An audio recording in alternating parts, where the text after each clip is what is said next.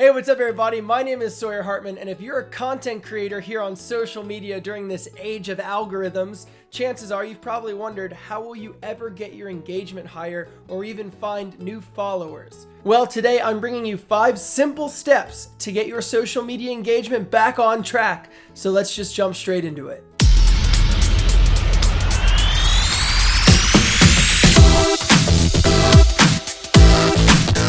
Hello and welcome back everybody to yet another film and photography related video. Today's topic, getting your social media engagement back on track. Now, today's creators are just constantly battling a stream of never-ending algorithms and features that social media has put in place that just don't ever really seem to help us. They don't even really seem to help us reach the followers who are already following us.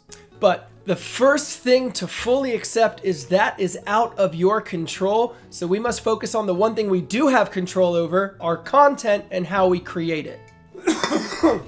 Sorry, if I sound weird today, I have acute bronchitis and a chest infection. I'm just trying to muscle straight through it. But anyway, today's video, I'm going to outline 5 simple, effective steps you can take to finally take back control of your social media. So let's just jump straight into it. Now, the first step only deals with the first 30 seconds of your video. You need to clearly and creatively state exactly what your video is going to be about and also hook the interest of your viewers. Now today, the attention spans on social media are so extremely low, we have to try to combat that. That's why if you notice at the beginning of this video, I told you exactly what would be happening the rest of the video, because don't you want to now stick around to find out the 5 tips I'm going to give you? I mean, think about it. How many times have you clicked on a video only to leave that video 10 seconds later because it had nothing to do with what you thought it would be about? Experiment with this concept, make it your own, but just know that in the first 30 seconds of your video, your audience really needs to know why they're still watching that video. Otherwise, chances are they're probably watching someone else's already, and that is not a good thing. The next tip is going to be a game changer for any up-and-coming creators trying to figure out how to make their videos more exciting. Music is a huge part of your content, especially if you're showing any visuals or cinematic type footage. Most creators don't know this, but you should 100% always be finding your music before you start filming your video. This way you're actually able to capture footage that matches the feel of the music so that this video and this music become one entertaining piece of content. Here's an example. In this next clip, which is from a long time ago, I found music after I filmed my video, and here, just watch the clip.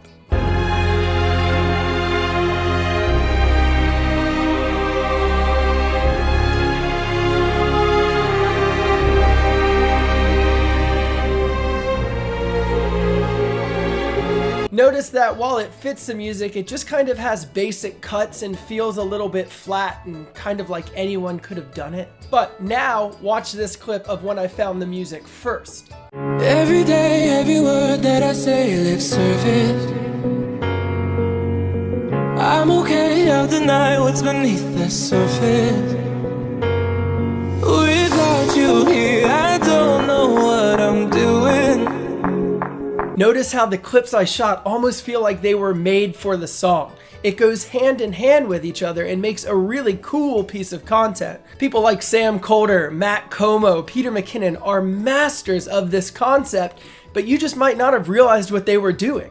It's not just about finding a cool track to put with the visuals of where you were, it's about making a visual music video. By marrying both the music to your video, the emotional and production value of your content will just go through the roof. Now, the easiest way I've found to do this is by joining a royalty-free music website like Epidemic Sound or something, where you can go 1 to 2 hours a week, listen through all the songs, and just start saving the ones you like to a folder so you can come back to them later and grab it and go make your project. I know it sounds like ridiculously easy, but you would be shocked how few creators actually do this. Plus, Epidemic Sound is a sponsor of this channel, as well as extremely kind people, so if you want a free trial for their 30,000 royalty-free songs, just click the link right down below in my description. Trust me, it is so worth the 5 minutes it'll take you to sign up. Now, the next tip is so important, I can't even stress it enough. You need to be designing your title and your thumbnail before you ever make your video. I know this sounds ass backwards, but here's the facts. If you don't have an engaging title and a really interesting thumbnail, no one's ever gonna see the video you spent days making anyway because they didn't click on it. so you better get the title and thumbnail proper. I always really try to do two things. One, I try to title my video in response to what people might be Googling or searching for. So as an example, if I think someone in my potential audience might be Googling how to get better at photography, I might title one of my videos, 5 Easy Steps to Get Better at Photography Today. I also try to make sure that my thumbnails are super interesting and really represent what the video is about. And as simple as it may seem, this massively helps grab people's attention and allows new viewers to find my content organically. It's so easy to clickbait to try to get views, but that's not how you actually curate a new audience. I fell into this mistake for so long and I finally figured out how to get out of it. And now I'm trying to share it with you, so I would listen to me because I know what I'm talking about. Now the next topic not only makes your content more engaging, but it makes it a lot easier for you to film. Even if you know the topic you're talking about by heart, you need to be outlining your videos before you ever start filming. Remember back in school when you had to give a presentation? The kids who had always written their speeches beforehand and practiced at home constantly performed better than the kids who just tried to wing it. Even the kids who were naturally good at winging it oftentimes found themselves circling the drain trying to talk their way out of it. Outlining your content before you shoot actually does a few things. Firstly, it gives your content structure. You know where you're starting, you know where you're ending, and you know what happens in the middle. Secondly, the outline gives you a sort of roadmap when you're filming, so you don't ever have to get lost with what you're saying or randomly get off topic or feel that you haven't really hit a point perfectly. But most importantly, it gives you an opportunity to research, gather your thoughts, and prepare so that you can share your viewpoint as clearly and accurately as possible. If you're wondering how I outline my content and stay so well on topic, I just write everything beforehand and print it on note cards. Now, this last tip has nothing to do with social media, but for business in general, and that is to define and refine the value you give your audience as a creator. Now, every single successful social media creator gives their audience value whether you realize it or not. It might be something like entertainment or inspiration or travel tips or even how to cook an omelet. But regardless of how buried it is, every single successful creator provides value. Let's look at Jake Paul. He provides entertainment to his audience as well as a community of other creators.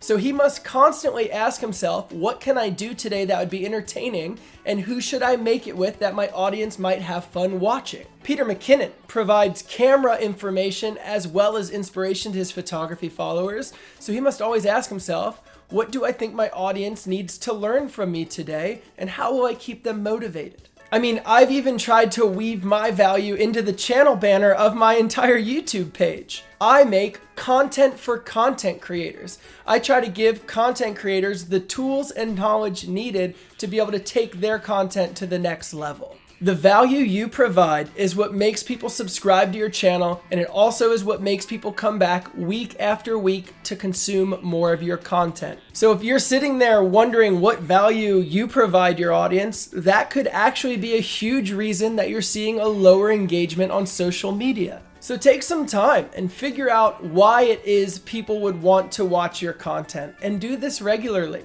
If you can keep giving your audience new value week after week, they will keep coming back week after week, and even better, you will begin to grow again because there is a huge audience out there who is looking for value, but it's so scarce on the internet. Focus on providing real value to the people who watch you, whether you're just entertaining them or teaching them something, and the numbers will follow. That is my promise to you. And well, that is it for today's video. If you enjoyed, please consider subscribing. I make a brand new film and photography related video every single Thursday and Sunday. Sometimes Thursdays get skipped, but I make a film and photography video every single Sunday. Also, if you have any tips or tricks of your own on raising your social media engagement, please leave them down in the comments below so we can start a little bit of a discussion and kind of all benefit from everyone's knowledge. I think the quickest way for any of us to grow is to become this little community who helps each other thrive and gives out little tips and tricks. So I hope to see you in the comments. And other than that, I hope you guys are having an incredible day. Please remember, audience interaction is not everything, and it by no means reflects the quality of the work you're creating. And well, before you go, remember, stay motivated, stay inspired, and never stop creating. And I'll see you beautiful people on Sunday. Peace.